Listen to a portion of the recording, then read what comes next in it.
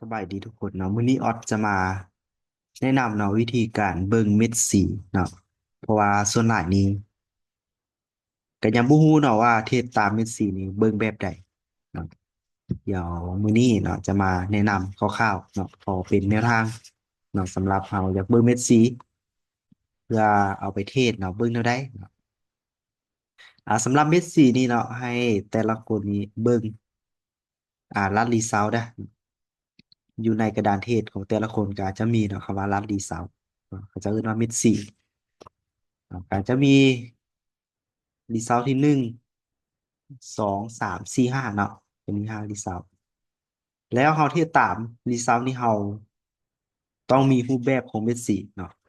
เช่นว่ารูปแบบคู่รูปแบบสลับเนาะปิดต่อเนื่องสลับแถวหนึ่งสลับแถวสามปิดต่อเนื่อง5 ออเดอร์6 ออเดอร์รูปแบบ3 ไม้สลับรูปแบบ L อย่างต่างๆเนาะเราต้องได้มีรูปแบบของเม็ดสี สำหรับมื้อนี้เนาะจะแนะนำเนาะเบิ่งรูปแบบเม็ดสีให้ทุกคนเบิ่งแถวที่1และแถวที่3ของรีเซาส่วนแถวที่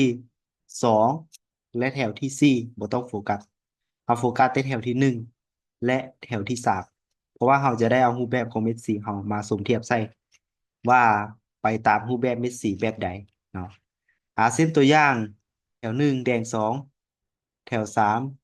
3 แดงสองอันนี้ก็เอิ้นว่าปิดตัวเนื่องได้เนาะ4 ไม้ติดบ่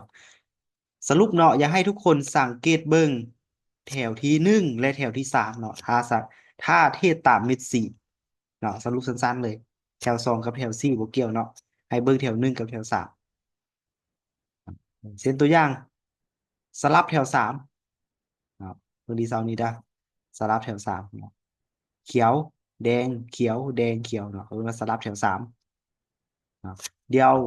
รูปแบบเนาะทักมาเนาะเดี๋ยวก็จะเอาให้เนาะสำหรับรูปแบบเม็ดสีที่ว่ามักเกิดขึ้นเนาะกับตลาดเนาะเดี๋ยวจะแนะนำให้อีกเทื่อนึง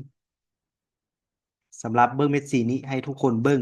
แถว1และแถว3ส่วนแถว2กับแถว4บ่เกี่ยวเนาะ